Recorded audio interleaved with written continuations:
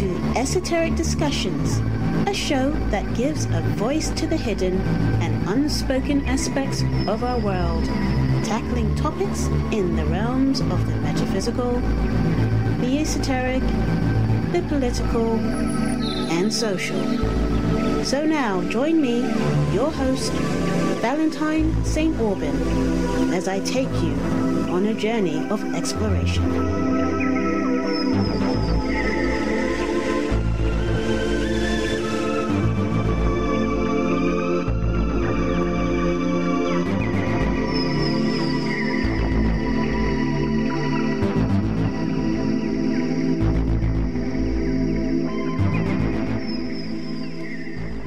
Good evening and welcome to Esoteric Discussions with me, your host. I am Valentine St Aubyn, and welcome to another show that I have planned for you tonight.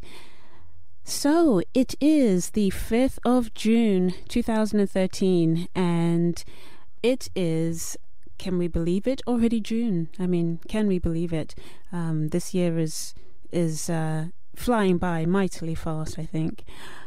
So, before I get going, let's set the mood, as I like to say, for tonight's show. Tonight we're going to be talking about the Euro debt crises.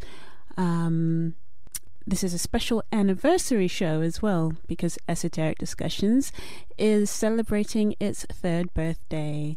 So, it's going to be a relaxing show.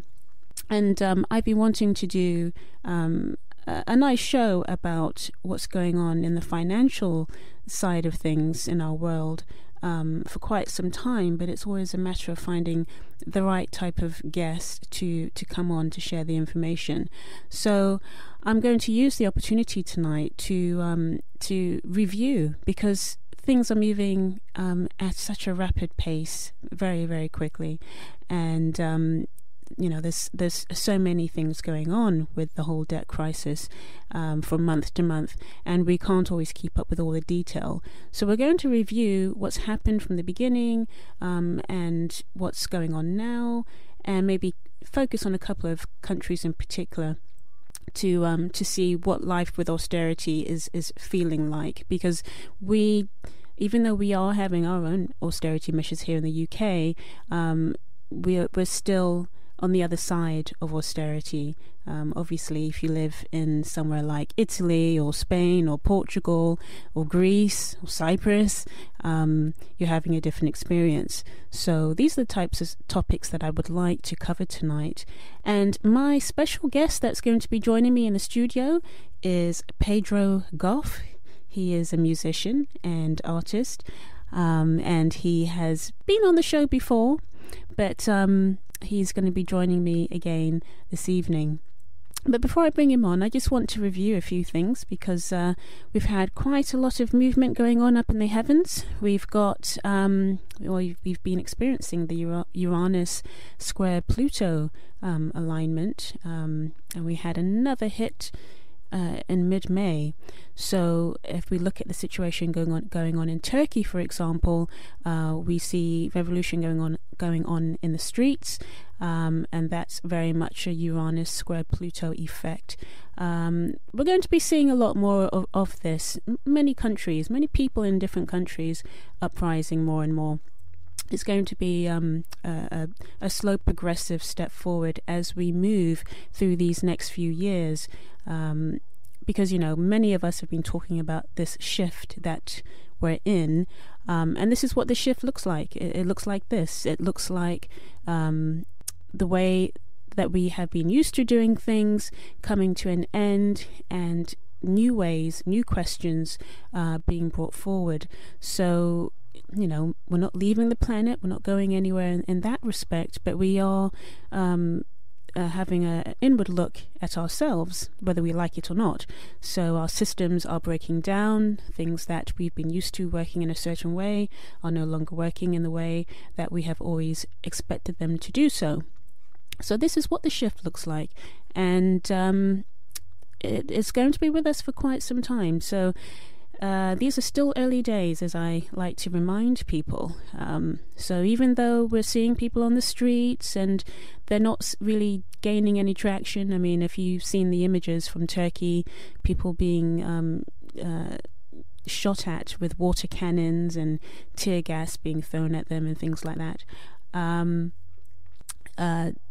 Obviously, it's quite detrimental to be stuck in the middle of that, but more and more people will begin to rise up. So these movements and these protest movements won't be easily squashed as they currently are as the years progress. And some good news, depending on what sign you might be. We're coming to the end of Jupiter in Gemini, and we're going to be moving into Jupiter into Cancer from the 25th of June. So that's good news for you if you are a Cancer, or if you have a Cancer moon or ascendant or Venus like myself. You will be experiencing some good luck because Jupiter is a beneficial planet. It's known as a good luck planet. And life will open up, doors will open up. So you have 1 year to try to bring in those dreams that you've been tossing about in your head for the last few years. This is the time. So make sure that you use this time appropriately.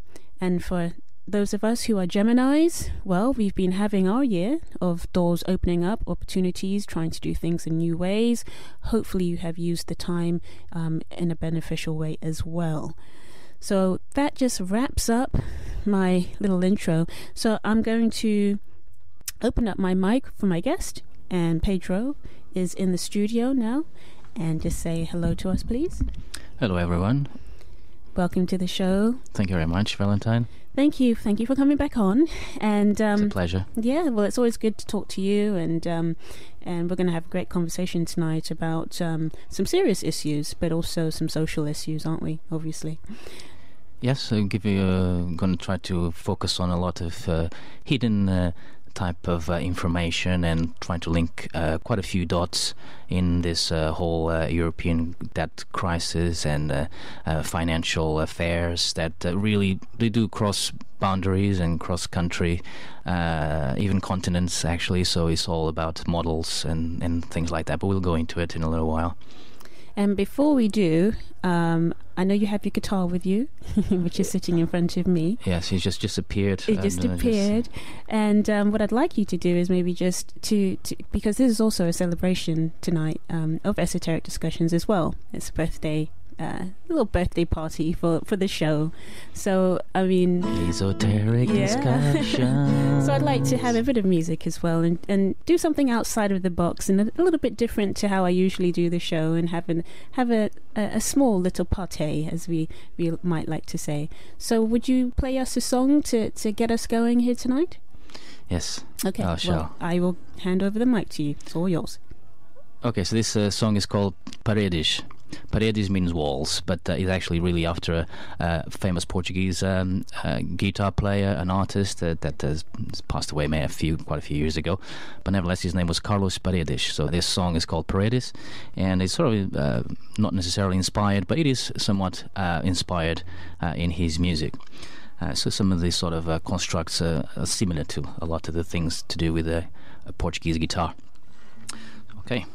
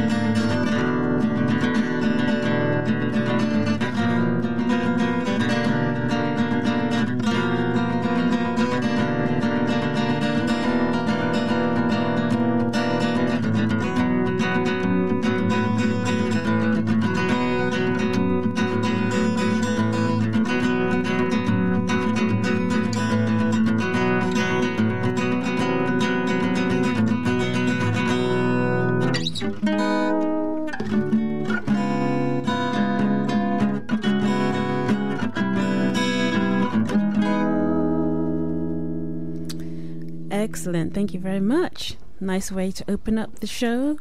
That was beautiful. Thank you, Pedro. Thank you very much. You're welcome. So if you don't know about Pedro Goffe, you can check out his website. He's a very talented musician and artist, and he's also a very intelligent man because he can speak about a wide range of topics very intelligently. When I'm not working, I'm very intelligent. When he's not working. When I'm not on my 9-to-5 job, I'm very intelligent. Well, we all have to earn a living, don't we? That is true. But tonight you're here. I mean, you're going to probably play another song for us later on, but you're really here to get going with talking about what is going on in the world, in the financial world. And I think maybe the best place to start is to go back to the beginning and maybe think about, if we can think about how this whole debt crisis situation happened in Europe. Let me just read. This is just some very quick text about what, just a review as to what did happen. Mm-hmm. I mean, we had the global economy, it basically started to experience slow growth towards the end of 2007, going into 2008, with the whole situation that happened in the United States. And what we soon found out was that there were fiscal policies that were basically unsustainable within the banking sector and things like that, which caused quite a bit of corruption and toxic debts, as I think people like to use that type of expression to express what's been happening. And then from about 2008 as well, that spilled over into Europe, with Greece sort of coming forward and saying that it was in need of financial help because it had overcooked its books and needed a bailout. So, I mean, now that's really simplified. Obviously, just within those small few words, there's a lot of information as to how this all began. But from your perspective, because I know that you really have your head screwed on and you really do understand how all of this works, how would you explain how this whole financial collapse began? Right, this whole financial collapse really started with a domino effect. I would like to open this statement with a sentence about Glass-Steagall. Now, actually, there's a certain movement going out there to try to restore Glass-Steagall. And Glass-Steagall, we'll go into it in a little bit, but it's one of the things we'll be looking at in a second. But the whole thing is really about veils of deception and egos, and control and power. Of course, that's nothing new in terms of power and control. Have always been there with us. So if I could perhaps just quote Henry Ford in 1922, he said, "It is well enough that people of the nation do not understand our banking and monetary system, for if they did, I believe there would be a revolution before tomorrow morning." Now, this illustrates quite clearly the egos and the matrix of powers that exist out there. Also, for instance, Henry Kissinger in 1973 said, "Who controls the food supply controls the people. Who controls the energy can control whole continents, and who controls the money can control the world." So basically, this just goes to explain the mindset that people up in power and seeking further more power come from. Mm-hmm. Now, as far as the financial collapse itself, basically, there's been a move from the traditional ways of basically trading. And the whole thing really started probably back in the 80s, where there was a decoupling between investment banks, the way that they would normally traditionally work, and the new ways of generating money through the same banks. So banks became gigantic, became bigger, salaries got huge, and of course the level of normal salaries for the ordinary person. There wasn't basically part of those new computerized systems and of high frequency trading and all those type of things. So a lot of these banks became flat. They had regulations that they had to adhere to, and from what I understand, those regulations were removed in the 90s. Was it the 90s that happened? That was it's basically you take a little bit as you go, step by step. But basically, this is where we now get to the Glass-Steagall. Mm-hmm. Now, the Glass-Steagall basically was a provision. Basically, it's what was a set of regulations that very much like a large boat is compartmentalized all the different risks. And as soon as you start to take as like a big ship, you have those compartments that if one compartment is flooded, then the whole ship will still continue afloat because you just close those doors, and it can still float with a flooded compartment. Now, in terms of regulations, the same thing. If you have those regulations in place, they will keep the ship from sinking. Now, as they started to take regulation away, because banks, of course, they always complain about regulation. Even Boris, our mayor of London, Boris Johnson, complained that the banks are far too regulated, yes. And that goes across the board in terms of private companies. They don't like governments, so to speak, or even regulators to come into place and tell them what to do. So that plan has been so successful. They've managed to basically remove all the regulations, or pretty much all. They still say that the banking industry is the most heavily regulated in the world. Well, it is for the people that work in call centers and work at the till and things like that. But but they have their loopholes in the right places by actually removing, as I was saying, Glass-Steagall and further other regulations, and basically this enabled the whole ship from having those compartments any further. Because we had Enron, didn't we? That was quite an important player, because when all the stuff hit the fan with Enron, it wasn't one of the first type of corruption situations with big business, but it was quite a damaging one, I would say. No, the Enron was one of the first companies parted in the 80s to really show that there's another way of making money. So almost to the extent that you don't like some other companies will go in a second. That almost like you don't have to have products to make money. It's all based on speculation and sort of market products, synthetic products, financial products. Yes. And so the Enron, for instance, there was a company that grew very quickly. They were making $100 billion a year. And that company was, for instance, headed by Jeffrey Skillen and Kenneth Lay. They both ended up in prison, and one actually died. I don't know if he was in prison or outside prison, but nevertheless he died as well. And countless managers and top executives were put in jail because they were basically just they invented the term was a price to market, and or mark to market. That's what it was. And basically that they start to massage the books or cook the books.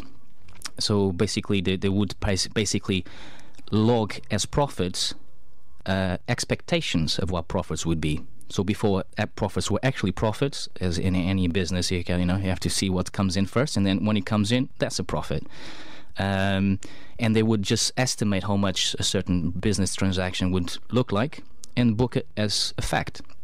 Of course, the whole thing started derailing many years after. So basically, up to the moment that everything was solid, or apparently solid, Kenneth Lay was so adored in terms of the business community, that was brought in to be Bush's advisor to actually select Bush's part of the cabinet, George Bush I'm talking about, in charge of energy, so part of the energy department.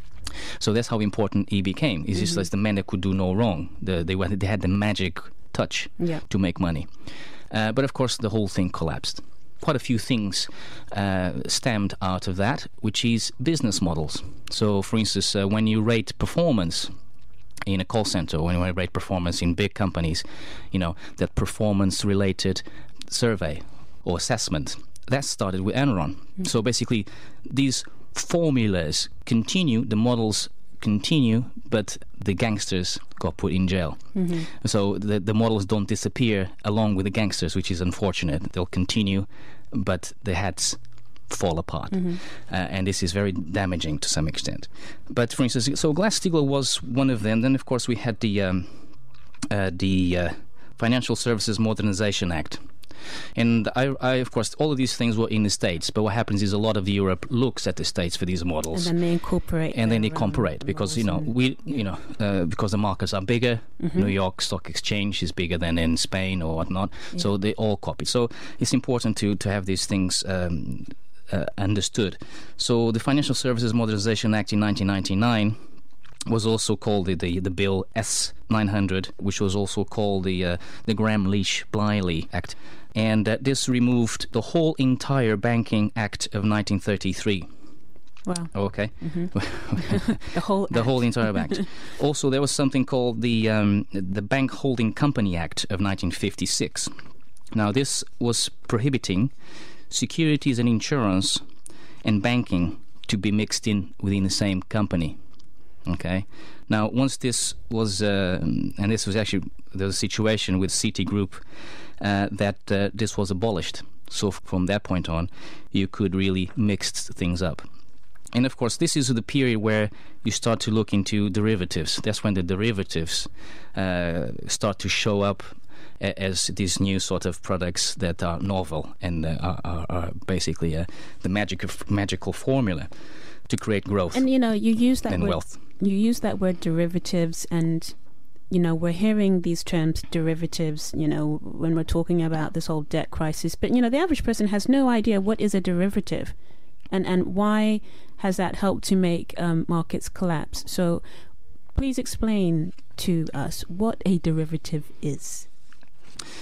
Well, a derivative, in simple terms, is basically a synthetic product. Okay, so it's an artificial product that basically, by that means that is in cyberspace. Okay, in which many things can be attached to it, and many investors can also have the same investment in it. So it's a bit sort of a complex thing to explain. Well, because they keep messing around with the concepts, don't they? But that's what it is. It's something that's in cyberspace. It's a byproduct of securities, for instance, and that's what it is, basically. Okay. But for instance, as an example, you have CDOs and CDS. Credit was called, for instance, credit default swaps. Yes. Or collateralized debt obligations. Those things are all derivatives. Derivatives is, for instance, when you take a loan from a bank to get your house mortgaged, and without you knowing, the bank is selling off your mortgage somebody else, and that's somebody else to somebody else and somebody else. Before you know it, you have 1,000 people, 2,000, 2,000, 15,000, 20,000 people owning your mortgage, but you don't know. Because it's in cyberspace, it's in those derivatives, synthetic, artificial products.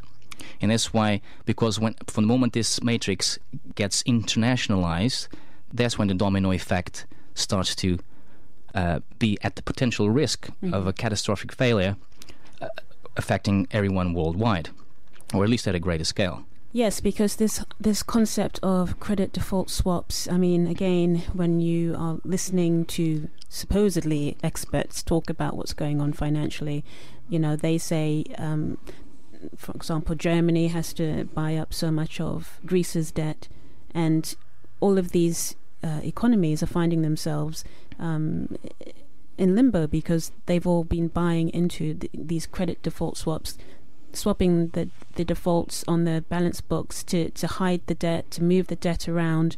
And that's why, as you say, and I guess this is the way that I understand it as well, it's just a matter of one piece being removed for the domino to collapse. And I guess this is what happened in America. I mean, I know people get quite quite confused, but I suppose this is the easiest way to explain what happened in 2007, 2008 in America with the housing situation there. Obviously, those types of derivatives that you were saying, those types of financial products just went out of control. See, the bigger it gets. If you were to see a graph, if you remember the graph with the CO2 emissions, with Gore. Yeah, Al Gore. Yes. It's a similar thing. Salaries and everything stayed at a flat line, and the graph going up for CO2 is the derivatives profit. But it's a decoupling, extreme decoupling from the reality. So it created an artificial world, and that's what's happened. Even, for instance, to the benefit, of course, it created great wealth. We're not denying that. It created a lot of wealth, but at a risk. But it wouldn't have been bad at all if there were regulations that had continued and perhaps coupled with stress tests and risk models to accompany these new products. But what's happened now is these stress tests and risk models are not in keep with these products, okay? Yeah. And that they cannot control it. So basically that's really what happens. The thing we also need to talk about is securities, because all of these derivatives and everything else, it all comes also part of these securities, Is that the same as bonds? Securitizations. Oh, okay. Securitization. So it's all under the same umbrella. And what happens with this is that from the moment that you create all these particulars, which is all to do with insurance as well, and as we look at, for instance, at the case with the AIG, so basically you had a lot of mortgages, because the whole thing really relates to mortgages. It was not so much because people were taking mortgages they couldn't afford. This is what they want us to believe. Oh, well, that's that what people really used to annoy me. living beyond their means, and people couldn't. And trying to blame it on the small also, poor person. The whole thing is his fault. Well, what people need to find out is there were all these mortgages were basically contributing for insurance funds to protect them against any risks, but the companies like IAG that later were bailed out to the tune of hundreds of billions, were actually spending the money, not putting the money aside. And what happened when then the whole thing collapsed? The money wasn't there for protection. So it did collapse and had the knock-on effect that it did. Also, of course, a lot of those mortgages were, this is very important, were underwritten by government. So much that the American government was actually actively giving out or offering the option to get into mortgages for exactly those people that were more at risk. Because banks were selling these mortgages at high risk, they would benefit from greater bonuses for themselves, the higher the risk the person was. Okay, so by selling mortgages to people, what they call the NINAs, no income, no assets, also to when they came up with the government-sponsored enterprises, GSE loans, which basically put about $200 million in these companies' pockets in 10 years. Okay, at the same time, also put $440 billion towards mortgages. These are all government-backed mortgages. So the private companies that were involved in this, some of them that got special charters, to be backed, private but backed by government, meant that if these mortgages were ever to fail, none of these private companies could be responsible for it, because it's backed by government. If it fails, the government will pay for it. So it was a really good, really nice scheme. And this is economic growth, because it's the entrepreneurial Ellen Sugar type. Get it sorted. Let's make money fast. Yes. So that's what these companies did. It was who lost? The too big to the fail, state lost. The too big to fail attitude, and as well as in the examples you've been giving, also with banks too big to fail, with companies too big to fail, with, but, and then from but for the small person not too big to fail. Because we can fall. That's right. Because the point then after the whole thing started to collapse and really appear serious, then is all the rats before abandoning ship. They start to put in that little baby face say, "Oh no, help me, because we are so fragile." Certainly couldn't. And people lose couldn't lose their Electric jobs. Or all these other companies. So yes, that's right. So for instance, you've got motor industry. For instance, the motor industry in the States, according to a lady called Megan McArdle, for instance, this is all reference, by the way. She says that the motor industry got about 100 billion. Okay, towards getting cars continued in manufacturing, so people wouldn't lose their jobs. But according to her, it would be easier to give £100,000 to each person that worked at the factory than just putting the money in the pockets, and obviously didn't actually make much difference. We cannot forget, for instance, the cash for clunkers. They was just giving out money. There was $1 billion spent on that in 1 week. $1 billion in 1 week spent in cash for clunkers. In Germany, similar thing, $7 billion for cars that were just over 9 years. So you could trade your car for a better one, for a new one, as long as it was over 9 years old. I mean, this is talking about recycling or talking about making the use out of what you've got. No, I mean, in this situation... So there was a lot of people making money. But I suppose their argument was that they were trying to resuscitate the economy by trying to get people to start spending again after the whole credit was sort of basically stalled. And obviously credit still isn't moving forward the way that it should be, which actually can bring us into a very good point, which is... Of course they would say that, wouldn't it? Well, they would say that, yes. But, I mean, what are your feelings on this idea that none of this really needs to happen in terms of what's happening in Europe, for example? I mean, it's now... This is... And let's be clear, this is becoming a global situation. This is not an American problem. This is not a European problem. It's now becoming worldwide. Credit has slowed. Borrowing is becoming more difficult for the average person and for business owners. The only people that seem to be getting money are again, the big businesses. But, I mean, what are your views on the idea that the individual... that the individual is the one that loses out, because big business can borrow money, but we can't. Depend on the individual. If you're talking about Kenneth Lay at the time in the 80s, he is the individual. He's not losing out. So it's the small fish, the people is defranchised from corporate executive positions. It's basically the survival of the fittest that we see now.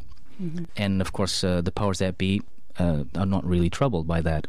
For instance, another quote by Alan Greenspan, he says that basically there's someone quoting Alan Greenspan. He says, "I was really terribly worried. Alan Greenspan explained to me there wasn't a need for law against fraud, because if a floor broker was committing fraud, the customer would figure it out and stop doing business with him.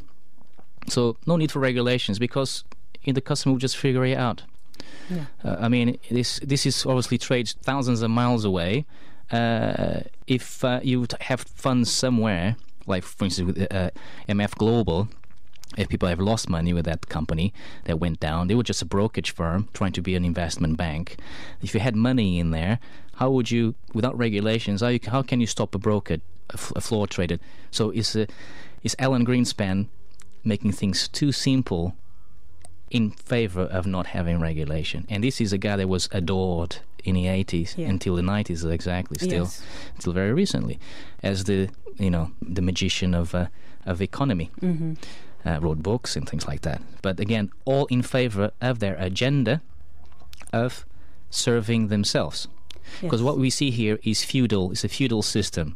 The people out there making money are making money for themselves, looking after themselves. And you used the term gangsters. Everybody else is peasant. When we first started talking, you did describe them as gangsters, and because I am aware of the time, we've got about 20 minutes left, and we will just take a break in the next minute, just for a bit of station identification, and get back on track with what we're talking about.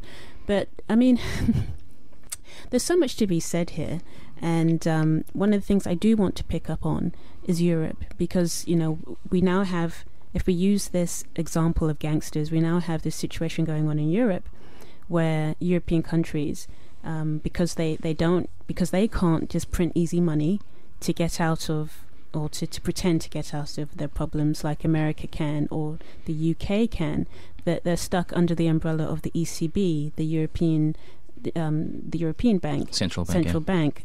So it's a lot different for them. So of course countries like Spain and Portugal and Italy, Greece, Ireland are really in a quagmire because they are being forced quite oppressively to live under austerity. And we're going to just take a quick break, but when we come back I want you to pick up on that side of things, because that's where we are now. I mean, it's taken 35 to 40 minutes to sort of give a background, and that's why I say this stuff goes really deep, because I mean, if you and it's moving so quickly, and I know many people just are not able to take in all the changes and everything that is going on.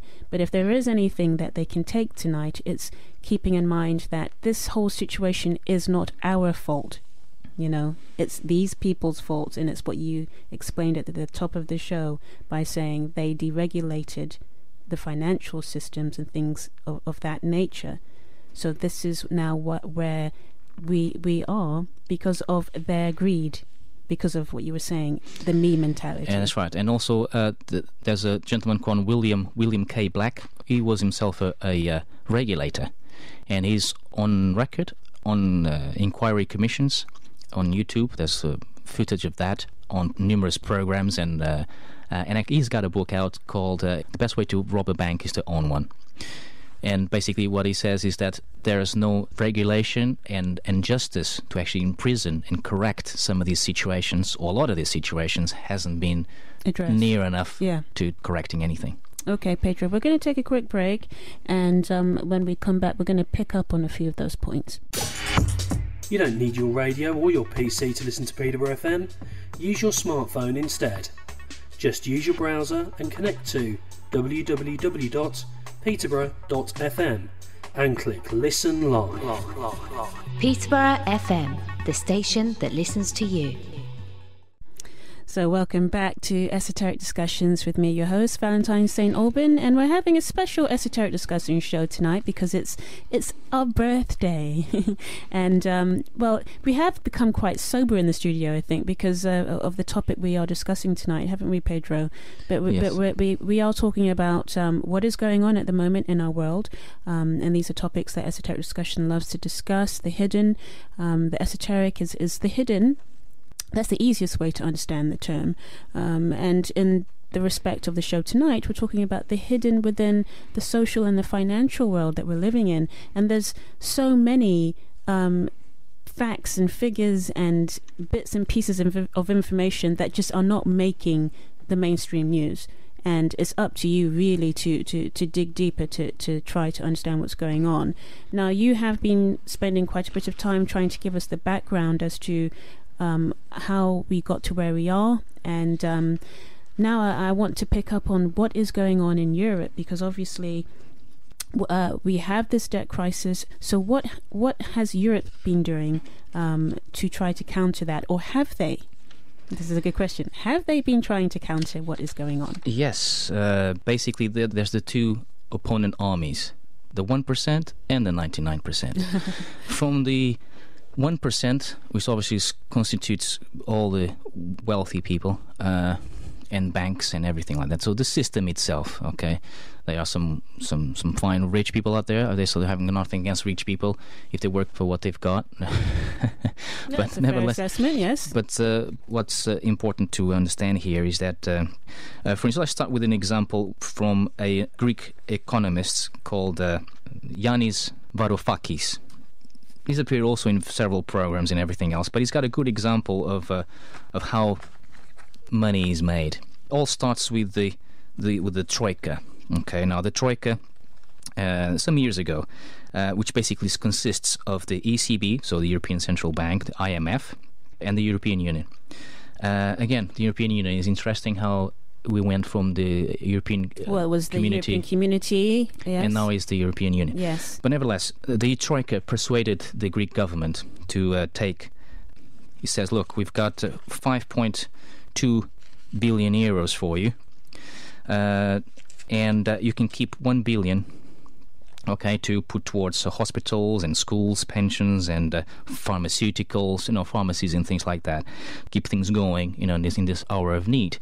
And the other 4.2, okay, you have to pay back the European Central Bank for some bonds, stress bonds that the ECB purchased from them in an attempt to shore up their price, which means to preserve their value.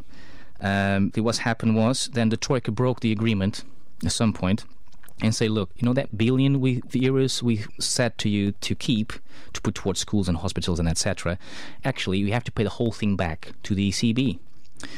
So they did. So this puts this idea that, Greece, they took money from the ECB, but they don't. This is what they like to say. But then the regular folk won't know that actually, or the idea prevailing is that they just squander money and they've given all this money. They lived beyond their means. They were too greedy. They cooked their books. But actually, that money went back to the European Central Bank. And this is the curious bit. Basically, the Central Bank, because they bought those previous stressed bonds at a discount, okay, when they sold it back to Greece, they purchased back at full price. So the European Central Bank pocketed 840 million euros, okay, courtesy of a 20% discount. Yeah, so this is how you make a necessity, create the solution by giving the offer, and then you make a cut out of it at the same time. And Greece also had to give natural resources, hand over natural resources. Was it the IMF and the ECB? That was the other situation where Goldman Sachs came in again with derivatives, trying to hide the Greeks' debt. So parked the debt in a different place using derivatives, all these scams. Well, the thing is, it's not scam as such, it is an opportunity. But it depends what side you're on. Well, opportunity for them to make money and rip people off. And depends where your morals are. And this is where this is where it's interesting, because their argument, if you talk to Goldman Sachs, it's JP Morgan, those big investment banks, it's always the same. You knew what we were when you came to us for help. Right? So from this perspective, I have no problems at all. Now the problem is that the Greek people first didn't have a choice. They weren't given the total information. Sure. And the presidents or the ministers that were involved in these decisions probably weren't even made aware of what they were doing either, fully. Yeah. Okay. What's happened? They've hidden the debt, made everything look like they were perfect. In terms of the books, they were balancing the books again to meet European standards, because there's a treaty called the Maastricht Treaty, yes, where every country needs to be self-sustained in terms of meeting their debts, on their own, without overspilling any problems in terms of that. Yes. And so everyone is breaking that treaty, pretty much. Did they not change that treaty to where European countries were now had to be in a position to bail out other countries? Didn't they change that? Well, I'm not too sure about that. But nevertheless, they fiddled the treaties even, if possible, just to make everything rosy in terms of continuing to make and generate fees amongst themselves. Yeah. Well, because I know that you have an interest in Portugal, and we all, the time has just flown by. But I wanted to just ask you, from your point of view, because obviously you have an interest in Portugal as you are Portuguese, what is life like for the Portuguese currently during these years of austerity? It's very difficult. How bad is it? It is very difficult. Basically, very quickly, by 2012 figures, there were less 900 million euros used via debit card payments in comparison with 2011, so the previous years. In other words, this equals to 539 million less euros in the economy, which means in the whole 12 months of 2012, Portuguese people have withdrawn 369 million euros less than in the first 6 months of the previous year. So there's less money about, and people obviously are spending less. And this is because the banks are tightening up lending and the money supply. It's because salaries are in arrears in many cases. People have lost chunks of their salary, in essence. And that's not something to just breeze over. Let's think about that for a minute, because we think we have it hard at the moment here in the UK because people aren't having pay rises. Let's say over here that let's say that you've got a Christmas bonus. Okay, now see that's something that's part of your salary normally. It's like an acquired right, an inalienable right. This is what most Portugal had for many years, at least since 1974, the 25th of April, the revolution, and everything started to be reformulated. So those inalienable rights were set. So everyone got a Christmas subsidiary and a holiday subsidiary. Now, one of these subsidiaries, okay. Actually, there was another one, which is the 13th salary. Now, the 13th salary is no more than an adjustment for salary that you didn't receive throughout the year, because as opposed to typically in England, people are paid weekly. And the way that they traditionally do things over there, people are paid monthly. So for some reason, there's an adjustment, and you get that as lump sum. So they call that the 13th salary. Now, imagine you that has always been accustomed to your Christmas bonus, having that disappeared. So that's what it is. So a lot of Christmas bonus, all the summer subsidies and Christmas disappeared, all that disappeared. Also, VAT has gone up to 23%. You see, for instance, that there were 24 women murdered to domestic violence in the first 9 months of 2012 versus the same number for the whole year, the previous year. So this really speaks very highly. Yeah, well, it's affecting people mentally. It's affecting the social fabric of things. That is correct. Mm-hmm. I mean, we've had the suicides in France, for example, in Spain as well. So obviously we're seeing those things there in Portugal as well, I assume. And also a very human aspect here is, for instance, they're changing a lot with rents. A lot of regulation to do with rents and everything like that. And for instance, there are a lot of older people that they pick these things very late, or they're not quite, at that age where they can understand things. They're having heart attacks because they have like bailiffs and people knocking on the door out of the blue, demanding money, and it's very, very, very sad. They have, for instance, one thing introduced recently called the solidarity tax. Now, this solidarity tax is not applied on wealthy people; it's just applied to people on minimum wage. Yeah. Well, this is the thing that's happening, though, isn't it? It's that sort of opposite truth again. But this is the thing that's happening, and we're seeing it in the UK as well. It's the small person, the person that doesn't have very much, who is getting beaten up with the austerity measures in the UK. People in council properties, for example, if you have an extra room, now you have to pay a room tax, and they're just pulling these things out of the. But look, if you were a bureaucrat with a ministerial position in the European Union, or a person in investment banking, making typically £600,000 a year. Oh, I just heard someone say, well, that's not very much. Maybe it's decent. Well, the thing is, they got cash bonus of 15 million on top of that, and another 15 million on sort of stock pay. So all of a sudden, you're not just on 600,000 a year, you're on 38 million. I mean, for instance, guys, if you look at Lloyd Blankfein, for instance, CEO of Goldman Sachs, he's on $54.4 million in 2006. Okay, so that's pretty good, right? And this is across the board. Whereas most people are losing their income, their wages and things. Whilst in the 80s and 70s, you had... And before that, you had senior positions, key positions in investment banking earning $60,000 a year. And the bank itself had perhaps about 100 people, okay? And they were living, reasonably well. They didn't want to own the world, or the moon and like they do now. Now, they earn this sort of figures, okay? And these investment banks hire entire armies, of 20,000 people or more, And obviously they are spread across the world as well. So you could say, but they are provided employment. Well, that's not the point. The point is in terms of, from a libertarian position, it would be best to have those 20,000 people employed throughout several banks or several other jobs than all under one roof. Because then it's that corporation fascism. It easily creeps in when you have one single entity in control of a mass of people. Well, that's actually the key word, and a good way to sort of... what I would just like to quickly say, because I know you want to add to something, but this is what they do talk about, isn't it? People like Max Kaiser, people like Joe Salente, that what we're living in now is no longer democracy or capitalism as we know it. It's corporatism. It's the big business is now in charge. And there's one thing I would like to finally just touch upon is something called the London Agreement of 1957. Now, very few people know this. This is basically an agreement that was set in place for Germany to pay back debts to a lot of the countries in Europe. namely the US and the UK, Greece inclusively, Spain and many other countries, Ceylon, Canada, Denmark, etc.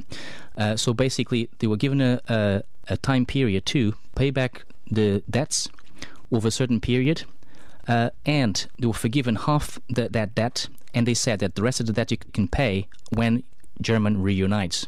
They did. So when the Berlin Wall came down, they took 2 bonds to pay debts. It wasn't to bring the standards up to scratch with West Germany, you know what I'm saying? So East versus West, bring all the standards of living up to the same level. It was to pay the debts. So they could recover from 1940 after the Second World War, recover and have time to rebuild. The same type of deal of agreement should be made with Greece and countries that are trying to recover when they cannot pay anymore.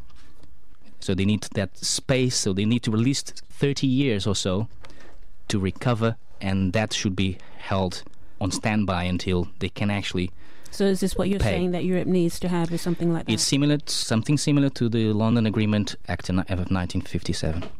And if we don't get something like that, what do you see for the future? In just a couple of words. Well, it's going to be very difficult. It's basically is either continuing to borrow, or some countries will then set the trend by default by exiting the euro and perhaps try to show a different way. And that's the only way that maybe for other countries just follow along. But the instinct now is to hold on to the typical traditional models. Okay, Pedro, well, thank you so much for joining me this evening. We are out of time.